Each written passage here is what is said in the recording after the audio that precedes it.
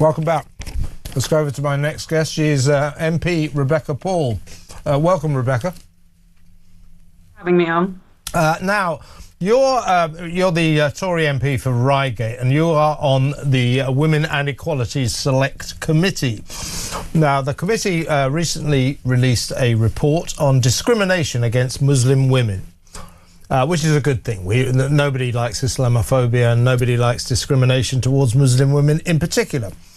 But you have pointed out in a sort of subsidiary report, if you like, your own report, that this focused overwhelmingly on external prejudice, the kind of prejudice that Muslim women may suffer from, other members of the community. But what you say is that this ignored coercion, abuse and harmful practices within Muslim communities and families. You say that the Women and Equality Select Committee report said nothing about forcing young girls to wear headscarves in schools, said nothing about what I think is the scourge of first cousin marriage, or Sharia courts undermining women's rights. You also criticised the fact there was no plan to increase prosecutions for female genital mutilation offences. We have a problem here, don't we? Tell us about, first of all, Sharia law courts.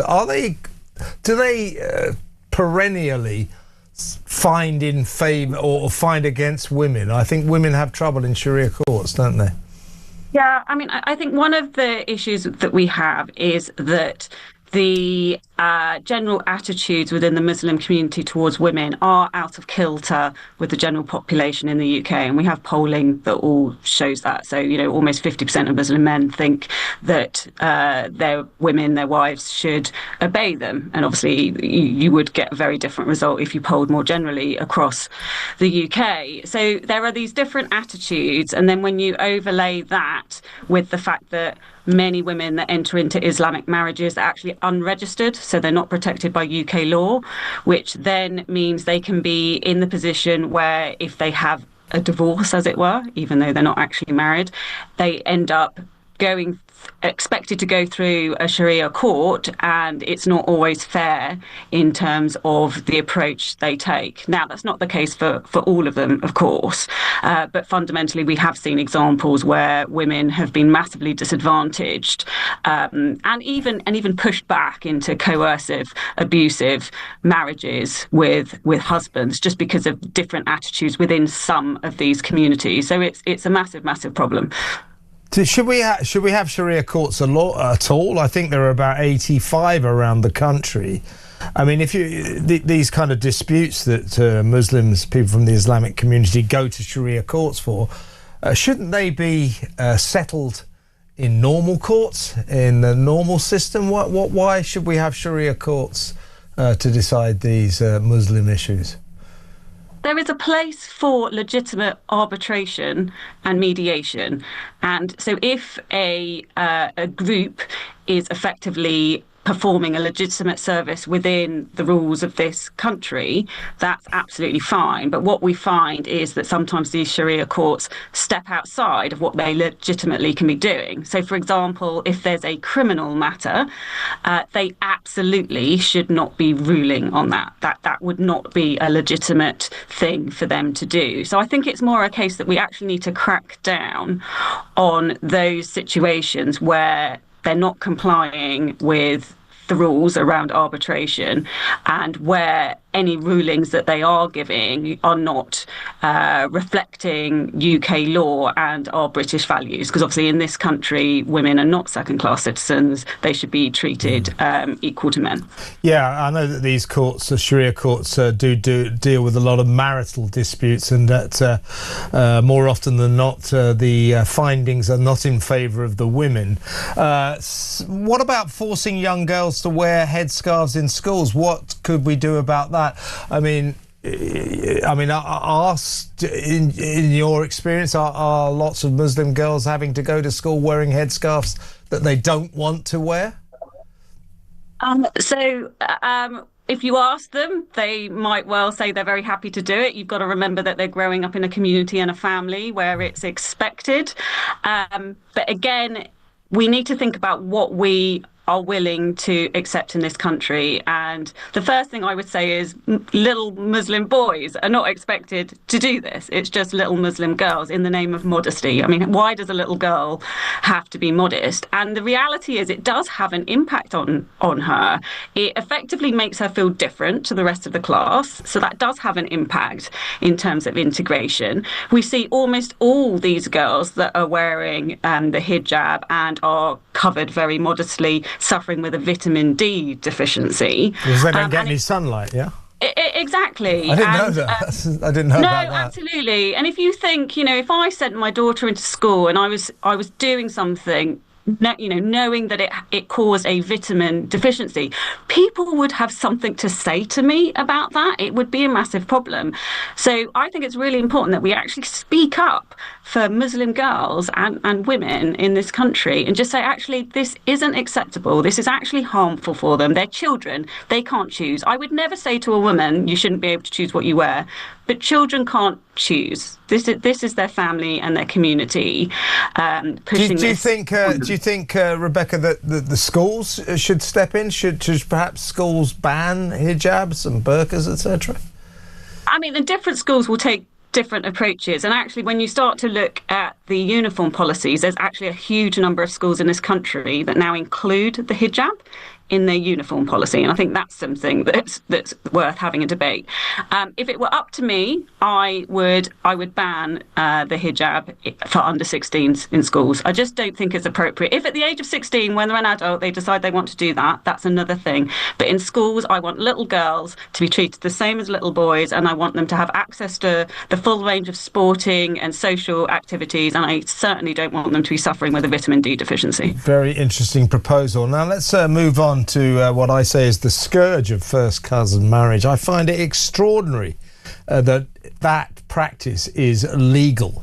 You have one of these Gazan independent MPs standing up in the House of Commons saying, well, first cousin marriage is fine because it's common practice in sub-Saharan Africa and the Middle East. And you think, oh, well, if it's all okay in sub-Saharan Africa, let's have it. But what we know about first cousin marriage is no ifs, no buts. They are more likely, significantly more likely to produce children with deformities, with birth deformities, than children who do not come from first cousin marriages. So because of that, surely we should make them illegal, should we not? I completely agree. Just because something is acceptable in a certain culture doesn't mean in this country that we should accept that. And you've hit the nail on the head in terms of the ramifications. Huge numbers of these children are born with disabilities or special needs. And when I was doing this report, I was obviously coming at this from a women's rights perspective, being on the Women and Equalities Committee. And you have to remember that it's the women, it's the mothers that end up caring for these children that require a lot more support. And, firstly, it's just totally unfair to knowingly bring children into the world with those difficulties, and it's all entirely preventable and avoidable if we didn't allow first cousin marriage. And if you look in Bradford, 37% of Pakistani heritage couples are in a first cousin marriage. This is a massive issue, and as the Muslim community grows, this is going to become in certain areas. This is going to become more and more of an issue, and I absolutely think we should be banning it. Yeah, it just bemuses me that it's legal in this country to have marriages that are much more significantly likely to produce children with birth defects than normal marriages, if you like. Last question to you, Rebecca. Thanks so much for coming on. It's been a great conversation. You include in your list of innovations that you'd like to see happen a plan to increase prosecutions for female genital mutilation offences. There's no plan for that at the moment. Why not?